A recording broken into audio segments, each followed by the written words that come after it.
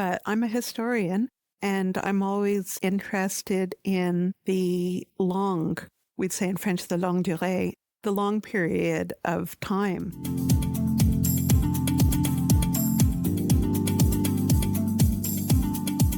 Are you interested in thriving historical neighborhoods to learn from?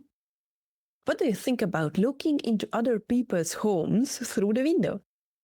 How can we learn and apply what works for communities? Stay tuned for answers from Carolyn Whitzman. What is the future for cities? Do you want to learn more about them? Do you want to know how others think about them? Do you want to be part of the conversation? Then this is the right place.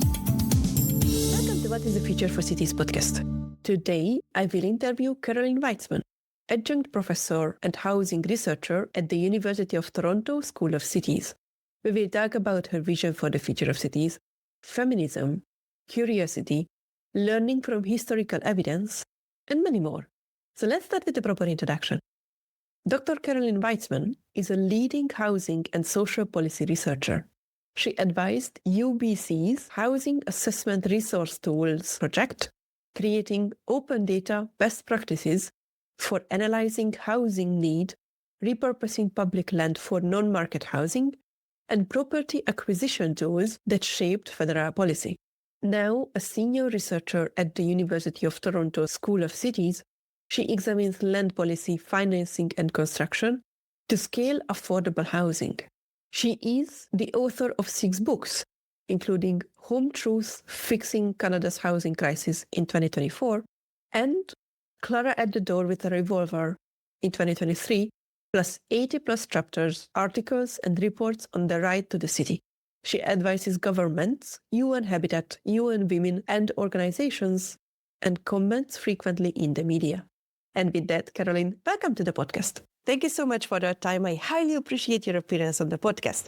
And let's jump right in. What does the future of cities mean to you? I've always said that I want to be a good ancestor. I'm fortunate enough to have 2 children. I don't have any grandchildren yet. And I think that sometimes we talk about Indigenous Canadian thinking of recognizing that you come from 7 generations in the past. And I know a little bit about my family history, at least going back 4 or 5 generations. And I want to think about what I'm leaving for the next 7 generations, because all being well, I will be able to leave descendants. That is a very interesting starting point. And I would love to understand, how do you understand these 7 generations? Because I also talked with other people who also mentioned Indigenous knowledge and the Aboriginal understanding of being stewards of what we have now. And they also talked about the 7 generations. However, sometimes it's also understood as being in the middle of the 7 generations, 3 up and 3 down. Absolutely. Oh, that's another way of thinking about it, and that could be encompassed within our lifetime. But I'm a historian, and I'm always interested in we'd say in French, the longue durée, the long period of time. My daughter's done some work with people in Australia where she talks to them about the placement of the stars. And by using the changing placement of the stars, which of course takes place over tens of thousands of years, you're able to date certain things that happened. So when we talk about history, and I don't want to get too woo-woo about it, I think about the first cities that existed in, for instance, the Middle East, where there weren't big palaces and there weren't big places of worship, but there was a lot of honeycombed housing of people living together, even without substantial streets. You might go from house to house through rooftops or through windows. I guess what I'm saying is, when I'm thinking about history, and we talked about this a little bit before the recording started, I'm not thinking about the budget last week. I'm not even thinking about the meeting I had just an hour ago. When I think about the future, I think about what the viability is for humanity, which of course is an existential threat right now. I think life will go on. I think there'll always be a form of life on Earth. It might not be human life. And I think about where we came from, certainly as human beings, in the broadest possible sense. And I guess part of that I was talking about an art exhibit I was at and speaking about yesterday, is that we need to be observant and not judgmental. When we look in windows, which is a big part of the art exhibit by Tracy Snelling, I want us to see the diversity of ways of using space, not to say that's a right way of using space, that's a wrong way of using space.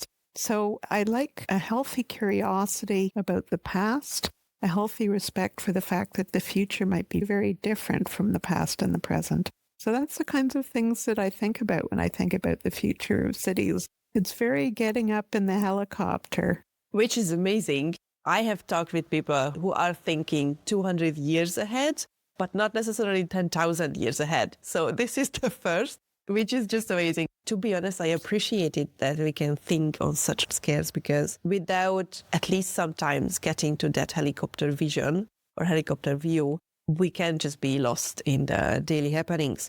I would also love to go back to that, looking into windows, because I need to make sure that when I'm walking around the neighborhood, I don't really stalk other people's insides, because I'm curious. We all do it. If the blinds are open, I do go in and I look, oh, that's a nice coat of paint there, or, ooh, that's a really good bookcase. Someone came up to us as we left the house and said, I've looked at your upstairs window and I see the work of an artist I know. And it turns out that he's an artist that my husband had heard of. I was 50% charmed and 50% creeped out. I was 50%. That is so awesome that you know this artist. And we did have a conversation at the same time as we should probably draw the blinds a bit more. Oh my God, that is hilarious. But going back to cities themselves, I would also love to understand, as a basic question, what does the city mean to you? Because we can think ahead, but what are we thinking ahead of? So that's why I would love to understand what the city means to you. Cities, I think, to many people have meant freedom and opportunity. I know that we moved from a town/small city to a big city at the point where my parents got divorced. It was my 5th birthday. I have to say my parents had been hanging on to an unsuccessful relationship for a long time. And this was a long time ago, which is the 1960s. And it was quite unusual for women to leave their husbands, although not only did my mother leave my father, but also my grandmother, her mother left my grandfather in the 1930s, which was extremely unusual. In the case of my grandmother, she moved to the small town where she felt she could reinvent herself. In the case of my mother, we moved to the big city, which would have been Montreal, in order that she reinvent herself. I think it was very tough to be a single mom in the 60s, and I remember the sense of relief around 1970 when feminism hit, and there were some other kids who had divorced moms, but she always wanted to live in the city, and she was able to. Similarly, my older brother, he was 16 when I was born. He moved to London, and part of the reason he moved to London, England, was because he realized he was gay in the 1950s in the small town I was born in, Cornwall, Ontario, and he needed to be his authentic self. At its best, cities offer opportunities to be your most authentic self and offer opportunities for you to find communities because there's a critical mass of people that allows for diversity. I love cities. I've spent all of my life since I was 5 years old in big cities, in Montreal and Toronto, in Melbourne, Australia, and London, England. And I love the fact that I can be a flaneurer. I can walk around and look inside people's windows or inside shop windows. I can find my particular interests, which might be fairly obscure, within a city. And it's always offered tremendous cultural, educational, and friendship opportunities that are just wonderful. I really appreciate that you talk about cities in such a positive way. I would love to know, this would be a philosophical question, whether you think someone can find their authentic self. And I'm asking this because I am a firm believer that I don't want to find my authentic self. I want to create someone from myself who can be the best self, best version of myself. So I'm curious whether you think someone can find their authentic self. That's a really good question. I think in some ways we're talking about the same thing. I don't exist as something separate from other things or someone separate from other people. When I say my authentic self, in relation to the people that I work with, in relation to the people that I love, my friends and my family, shape who I am, but they also encourage aspects, probably discourage certain aspects, but encourage certain aspects of who I am. And I'm a very lucky person, Fanny. It's taken me 62 years. I'm 62 years old, but I've discovered the way that I like to work. I've discovered my passions. And that only happens through being offered particular opportunities to shape those interests. I'm a feminist, and I have been from a very early age. There were particular places that I've been, particular universities I've been, where that didn't encourage me to be focused on social justice. And I needed a supportive environment to be who I really wanted to be. I spent a certain amount of my life self-censoring or feeling anxious about who I was. And I say that in full knowledge of all the privilege that just exudes out of my life. I was born in a very lucky generation, a boomer generation that was able to afford rents and afford to buy a house and all of that. I have white skin privilege. I have Anglo privilege. My first language is English. It's so easy for me to express myself internationally without having to translate idioms. I could go on. I've been a tremendously lucky person in my life. But it's also been, like anyone else, there's been a struggle. And that struggle for me has been about the freedom to do what I wanted to do. And I can't imagine having worked as an advocate, having written books, having met the person I've been with for 40 years without the opportunities that were offered to me within cities. So yes, I'm very pro-city. I'm not anti-country. I like, as Christopher Alexander once said, I like a city that's truly city and a country that's truly country. And one of the things I like about the current place I live, Ottawa, my joke is, my favorite thing about Ottawa is how easy it is to get out of Ottawa, because you go 20 minutes and you're in the woods. And that's remarkable for a city of 1 million people. It's just the way it was set up. And I love that about Ottawa. So I like the city. I like getting away from the city. And when I'm away from the city, if I'm a snob about anything, I don't like just faffing around in something that isn't city and isn't country. There's a lot of that in Melbourne, frankly, where you just get me out of here. I want to see a penguin. I want to see a subdivision. Which is a fair observation of Melbourne, to be honest. When we landed coming from Europe for the first time, it was like, how is the city still ongoing? And why could it feel so suburban, even when we talk about the city itself? So wasteful of space. And so many North American cities, as well as Australian cities, are so wasteful of space. The first time I was in the Netherlands, I almost wept because every piece of land seemed precious. I'm a bit of an oddball when it comes to what I think about, as you've already seen, with cities. I saw this little bit of land that was tended, like there were 2 sunflowers in it, and it was really tiny.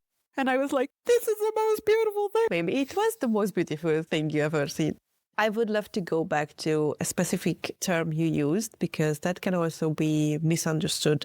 What does feminism mean to you? Feminism, to me, means the rights of women to full equality over our bodies, over it's bodily autonomy as much as anything. We live in a culture that's still remarkably violent, and a lot of that violence is gender-based. And absolutely that gender-based violence can be male on male or even female on female. Last week, the president of Mexico was out and about greeting citizens, and some guy ran towards her, not, thank goodness, with a gun or to stab her or anything like that, but to grope her, to touch her indecently. The president of Mexico. And she decided to press charges, which I thought was actually cool, because she wanted to point to the endemic, just everyday violence that happens. This fellow, I don't know the exact situation, but he wanted to feel her. Or let me give another example where racism fits in as well as feminism. This weekend, I was getting together with a wonderful person I know, a writer and an actress. We were recalling that the last time that we were together, we were in a very nice pub in London where she lives. And this waiter came up and touched her hair. At the time, I was, oh my God, how do I react? Unfortunately, she reacted really well. And we actually talked about it because it was the last time we were all together that I don't know whether he lost his job, but we had a word with the manager and immediately he was not serving us anymore. How is it 2025? And again, this isn't rape as a weapon of war, and this isn't economic inequality, all of which are absolutely out there as well. This is like, how dare you touch me without asking your permission? Sort of basic stuff that quite often we have to deal with on an everyday basis. So I guess I came to feminism partly in my interest in economic justice, but mostly in my interest in us having the right to be who we are. What we were talking about, by the way, I've written a book called Clara at the Door with a Revolver, which is about a 19th century mixed race woman who was accused of killing a neighbor who was a rich white man. And so much of the trial in 1895 was about the fact that she owned and occasionally wore a men's suit and trousers. And in fact, it's the first time in newspaper coverage in North America that the word homosexual was used.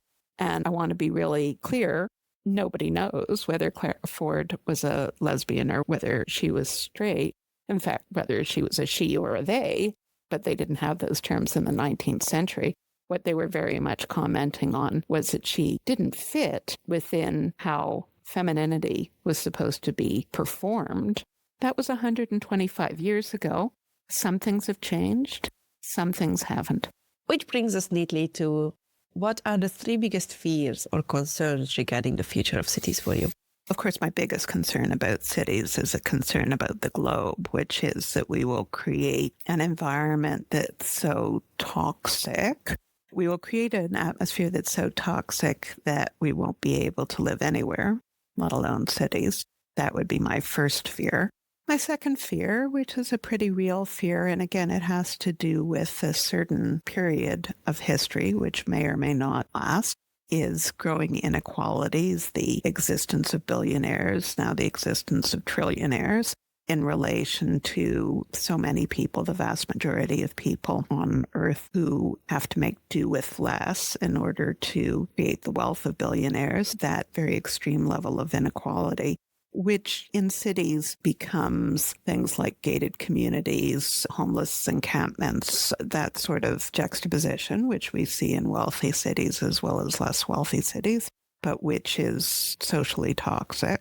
What's my third fear about cities? I guess it has to do with politics and the ability to get ourselves out of the mess that we're in. I do a lot of work with municipal governments. And at the one hand, they don't have the power and they don't have the money to fix housing issues or environmental issues or childcare issues.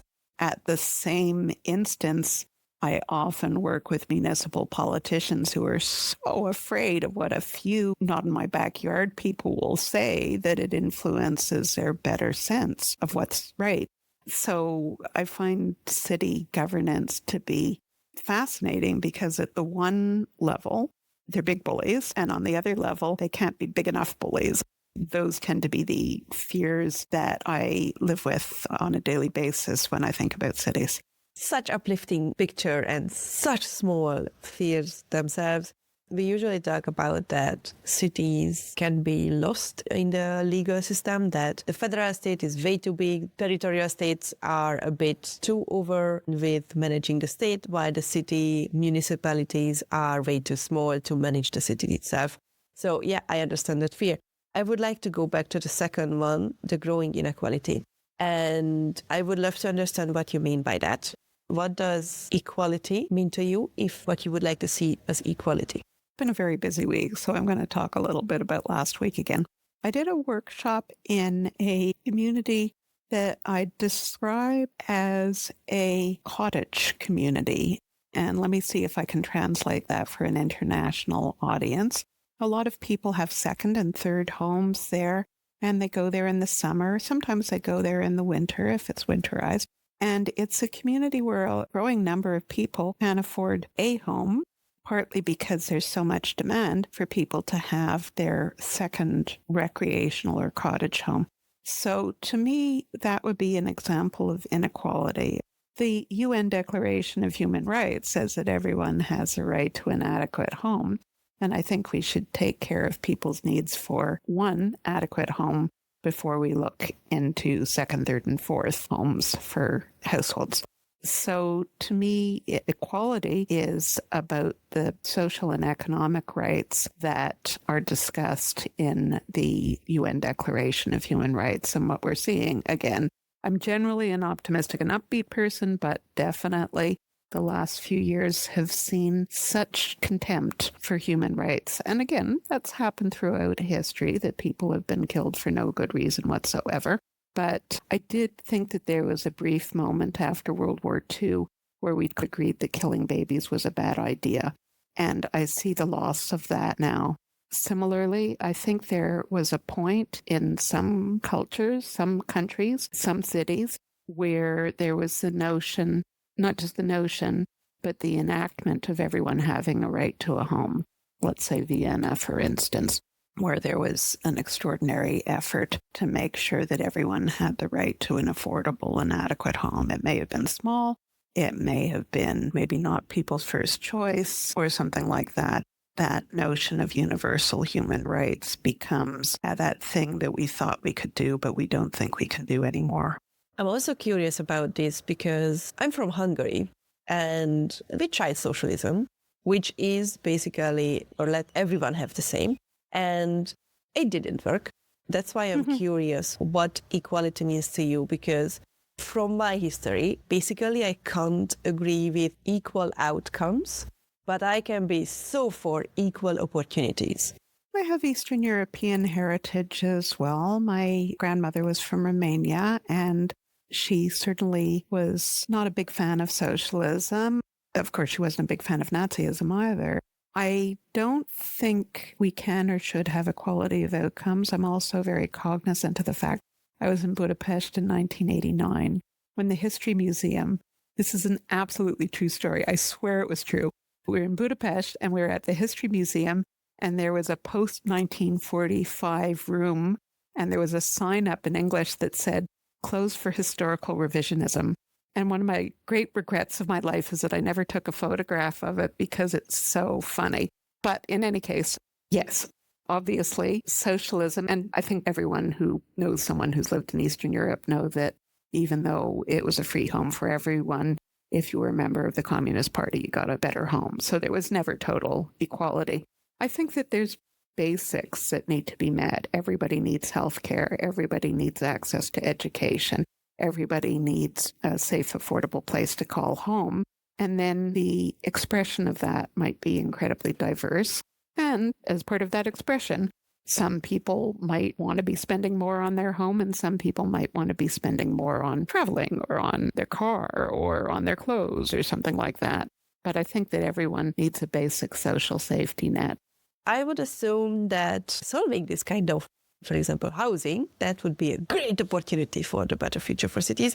So what are the three biggest opportunities regarding the future of cities for you? One of the opportunities is, let me give the example of where I'm speaking to you right now. So it's not where I live, it's Toronto. But when I'm in Toronto, I stay in a neighborhood called St. Lawrence neighborhood.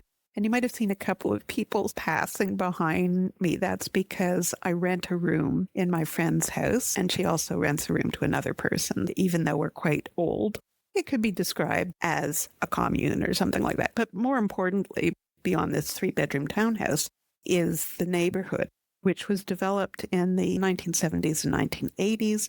It's a third cooperative housing that's cost-based rental, run by the residents. They aren't tenants because they're also the owners, the co-owners.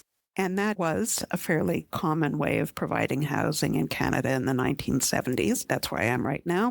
There's also across the street some public housing. About a third of it was public housing.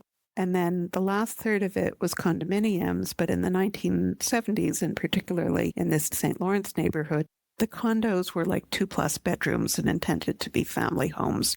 It was very radical for its time, actually for Toronto, which is similar to Australia or to the US, where single-family homes were still considered pretty ideal.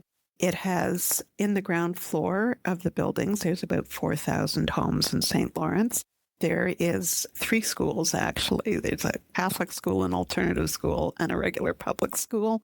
There's a church, there's a bar, there's a restaurant, there's a supermarket, and it's all knit together by a linear park. And people came from really all over North America, sometimes all over the world in the 1980s to look at St. Lawrence and go, wow, Toronto's a city that works. And then we stopped building St. Lawrence.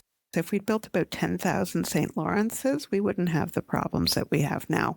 Can we have a whole new generation of places like St. Lawrence? This was built 50 years ago, so it won't look quite like that. But again, of course, this happens all over the world, but the notion of families could live in 8-story buildings, whoa, was considered absolutely mind-blowing in the 1970s. And it's just, of course, it works so well as a community after 50 years.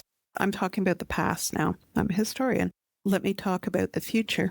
I think those kinds of self-sustaining communities can happen in cities. And even when you live in a city and you love the virtues of anonymity, it's also really important to have a sense of home and community. And this very much does. If you go to the local restaurant, it's like Cheers bar in the TV show, like everybody knows your name kind of thing. Literally, they know my name and I only come here about once a month. It's quite idyllic, really, at least for me.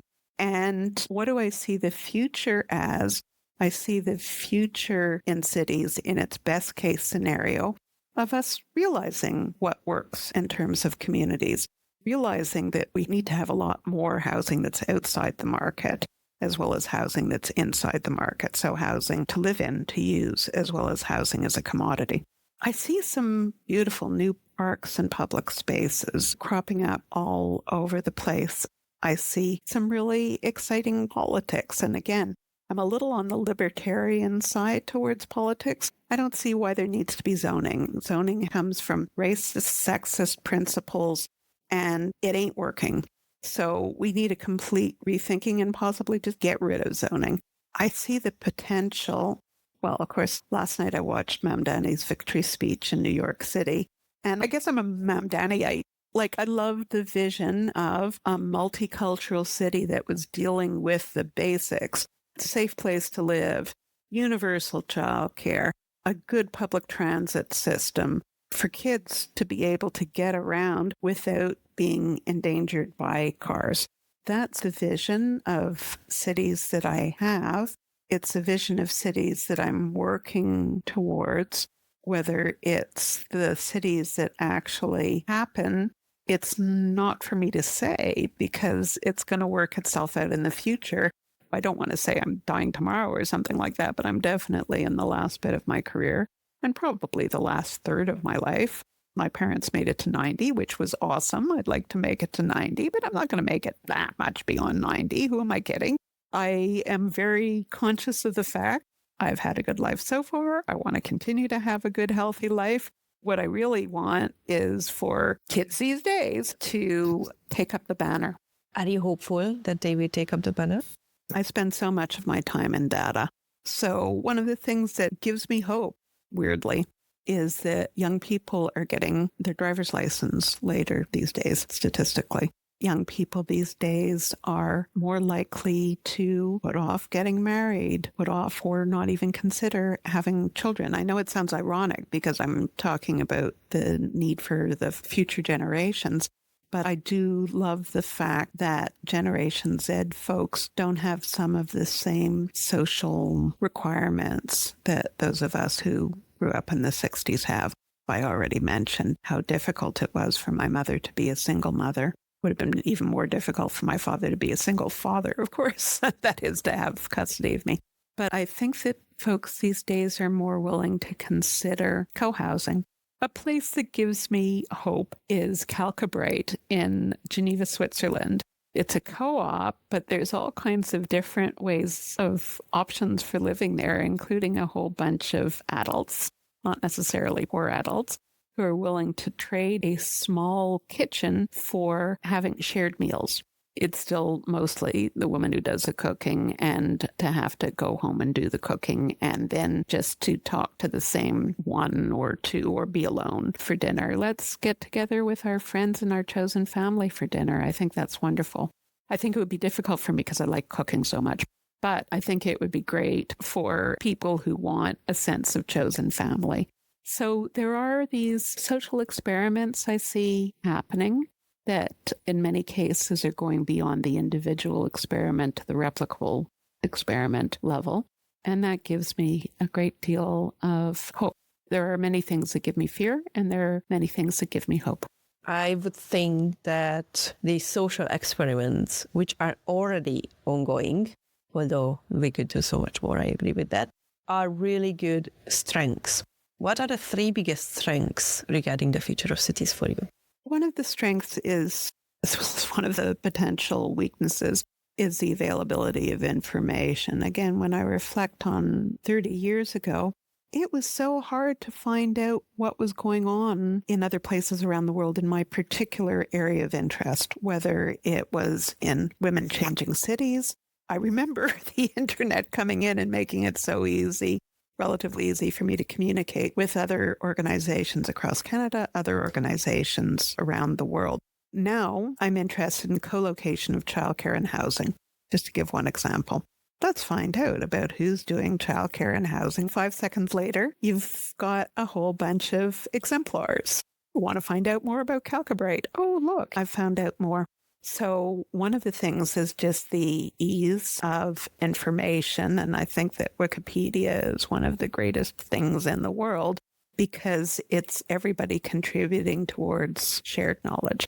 And sometimes, of course, it's inaccurate, but then immediately 6 people jump on and go, nope, you can't say that kind of thing. So that gives me a great deal of joy. A second thing that gives me a great deal of optimism and hope is the fact that a new politics is emerging. I think some of the older notions of what's right and what's left is changing. I find YIMBYism, yes, in my backyard, as opposed to no in my backyard, very interesting. It attracts people from across the political spectrum, sometimes quite right-wing people, sometimes some quite left-wing people, and sometimes there's some very left-wing people who are really NIMBY, and some right-wing people who are very NIMBY.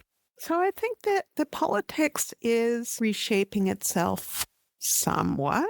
I still think that there is a politics of equity and human rights, and there's a politics of less equity and human rights, but I think that it's reshaping itself in some interesting ways.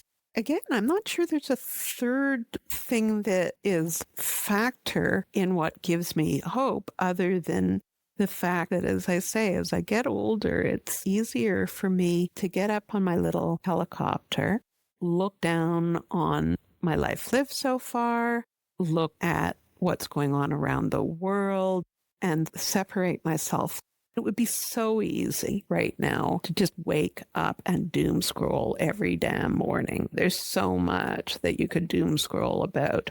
I try to have a varied diet of sources of information. So there's a little bit of reading the newspaper and going, oh dear.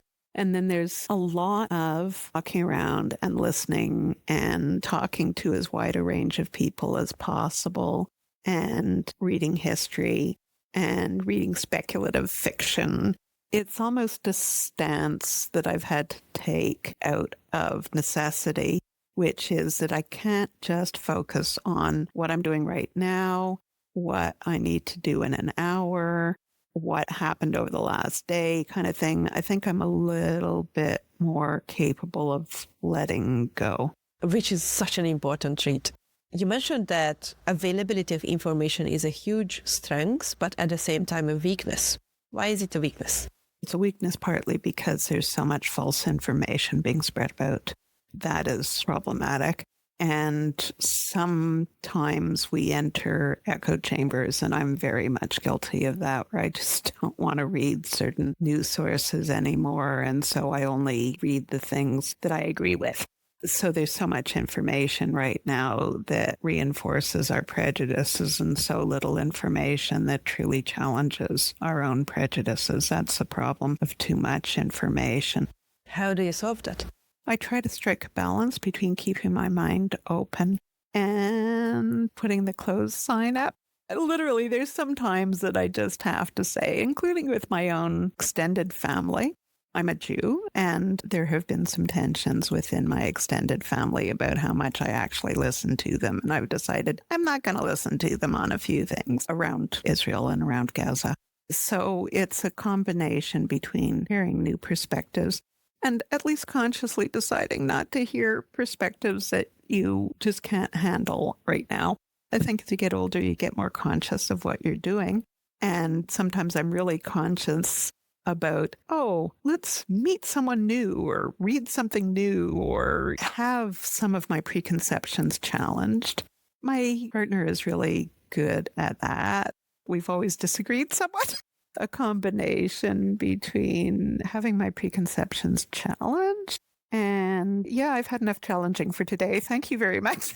It's also very important to know when you say, that's it for today. Otherwise, I would just shout in an answer. Almost literally closing the shutters. To go back to a metaphor I used earlier of the windows, it's, you've seen inside. That's nice. I'm closing the shutters. You mentioned you are reading a lot of fiction. Do you have any recommendations for fiction books which could create or give us a positive outlook on the future? Because fictions can be very depressing with dystopian futures or frightening with utopian futures. Do you have any recommendations which show good future? One of the classics that really shaped who I am is a science fiction book by a writer named Ursula Le Guin, who wrote a very long time ago, about 40 years ago, and she wrote a book called The Dispossessed. And I read that when I was a teenager, so it probably was written 50 years ago. It's one of those books that changed my life. I did read Dave Graeber's last book before he died of COVID in 2020, which talked about some of those societies that didn't have halls of power, which I found very interesting to me. I'm trying to think of some other fiction books because I'm not actually a huge fan of speculative fiction in general that have changed the way that I look at cities. I'll mention a book, again, another book that changed my life, which is called The Sphinx in the City by Elizabeth Wilson. Again, it was written in the early 80s. I love it. I just love that book so much. Not the book, but an article she wrote once started, I live in urban London, and one day I opened the door and I saw a fox, and I thought, does the fox belong here? Do I belong here? Let's think about that. She talks a lot about women and the power of looking as opposed to being looked at. That was something that definitely shaped my feminist view of the cities. These aren't recent books that I've read, but they're books that shaped my thinking. They don't need to be new books. If they are good, then they stood the test of time. So thank you so much for the recommendation. Carolyn, you have been very generous with your time and answers, and I would love to know, what is your role in establishing the future of cities? I just love it when people read my books. So I think to some extent, media coverage and that sort of thing are transient. And really what I hope to leave behind are two wonderful children, but also works of art. That sounds very pretentious to say works of art. There's a couple of books that I've written that I'm pretty damn proud of, and it always gives me a good feeling. I walked into 2 art galleries this weekend. It's not like I do that every day, but it just happens. Speaking at one, I was looking at another. I like art. And there's my book in one of those art galleries. My book in this case was Home Truths. And I write 2 kinds of books. I write books to change opinions, and Home Truths is one of those books to change opinions. And then I write books that are more historical, because that's what I like to read. And one of the joys of my life right now is that my book about that 19th century murder trial and the fascinating woman behind it is being turned into a musical. Obviously not by me. I don't write creative fiction, but the folks from London were there because they're writing a musical about Clara at the door with a revolver. I think that's so awesome on so many counts. I'm not saying it's going to be Hamilton. But I am saying that when this opens, and this astounds me, it's going to be the first musical that's written by Black women about a Black woman, which is part of the reason why it's so important that I didn't write the musical, because then this woman, Susan McComa, and this musician, Anna Witter-Johnson, will have done the music and the lyrics. My role in changing the city is a lot of day-to-day policy advocacy, but even beyond that, it's putting ideas out there, including important women you may not have heard of out there. So the bridge between the book and the musical is I was on a wonderful podcast called What's Her Name about famous women you've never heard of. That's because I wrote the two sisters, Katie and Olivia, who do the podcast. I said, please have me on your podcast. And they had me on their podcast. And then these two women across an ocean in London heard about it and they went, that would make a great musical. And I didn't go on the podcast, this is going to be made into a musical, but I do feel like I put it out into the ether, or I actualized it or something like that, because it was like my greatest dream that someone turn it into something creative. Once again, Fanny, I will iterate the fact that I have led a very lucky life and I'm very conscious of it. And all I hope for other people is that they have the preconditions that allow them to lead a very lucky life. That's also partially your results, because luck can't arrive if there is no surface to arrive. So thank you so much for doing your work. And thank you so much for letting us know about these amazing women from history. Do you have any closing comments or requests for the audience? I guess my only request from the audience is feel free to get in touch and tell me what you thought, partly because I think it's really important to think about the future and to bring a lot of cool ideas out into the open. And who knows who's going to pick up your cool idea. So yeah, feel free to get in touch with me and feel free to embrace the wacky. Think of some great thoughts about the future. And who knows, if others share it, it might become a mainstream wacky idea. Thank you so much, Carolyn. Thank you.